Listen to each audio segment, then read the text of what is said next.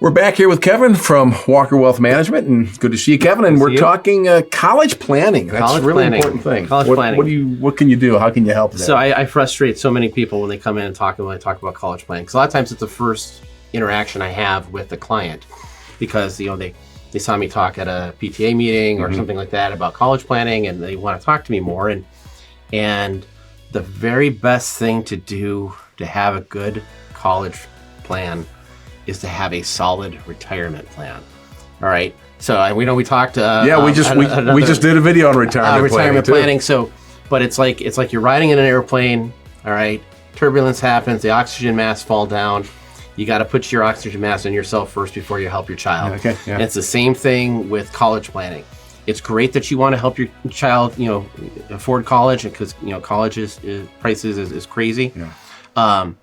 But if you don't have a solid retirement plan, you can't go to the bank and say, hey, I want to retire next year. Can I get, $400,000 or $500,000? It doesn't work that way. Right? It doesn't work that way. Oh, darn it.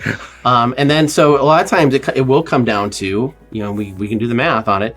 You can either send your kids to college, and when you retire, move in with them, or not.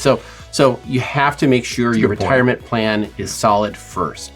You take care of yourself. There's always ways to help them. You can always help them pay off student loans, but make sure your retirement plan is solid first. Because obviously, theoretically, they're going to be able to earn for the next 30, 40 years. 50 years. Right, you can't. You get to a point where you can't, right? So that's the first step. So second step then is, we talked earlier about investing. It's earlier the better. Yeah. You start taking out, you can open up a 529 plan. Right. As one of the colleges, there's a whole bunch of different types of plans. 529 is typically the most popular. So especially now that they allow that you can pay for kindergarten through 12th grade, if you wanted to go to private education, you can put part of that money can help. The 529 can do that. Yeah, they used to not be able to, but now new rules allow you to do that. So it's a pretty versatile plan. One of the things to think about, though, is that when you put money into it, when you open up the account, whose name do you put it in? Like if my wife and I, we've got 3 kids, do we put it in my name, or my wife's name for that kid? Mm-hmm. Or another option is to put it in my parents' name for that child. And the reason why is that current laws for the FAFSA, is one of the things you fill out when you go for state aid. Yeah. Is you ask how much money is in you or your parents' accounts for college. Doesn't ask about grandparents. All right. Oh, so wow. So you got 2 couples, okay? Yeah. And one couple is spending, and the other couple is saving. Okay. The fathers are great friends. They go out boating, do something stupid. They both pass away. Well, this family saved $100,000 for college. This family saved nothing. This family here is more likely to get state aid, and you're not, because you saved $100,000 and put it under your name. Wow. Okay, and so it's just things to think. And now I'm not saying that. No, but it's nice to know you think that way. There's different strategies for things, and that's proper planning, right? Yeah. So just things to think about. Other things to think about is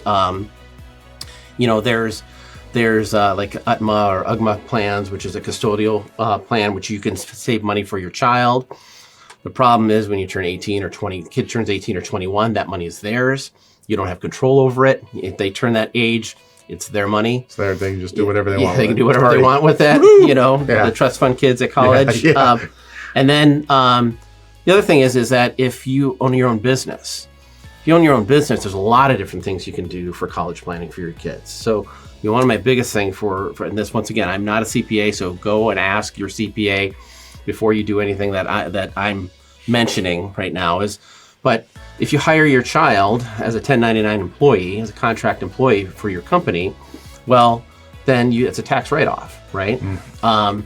So instead of make them fold their laundry, make them clean your office, or help them inventory tools or whatever your job is, all right? But make them work at the job that now that they have earned income, they can move that money into a Roth. So you open up a Roth IRA for them. They have earned income, so they make $4,000 a year.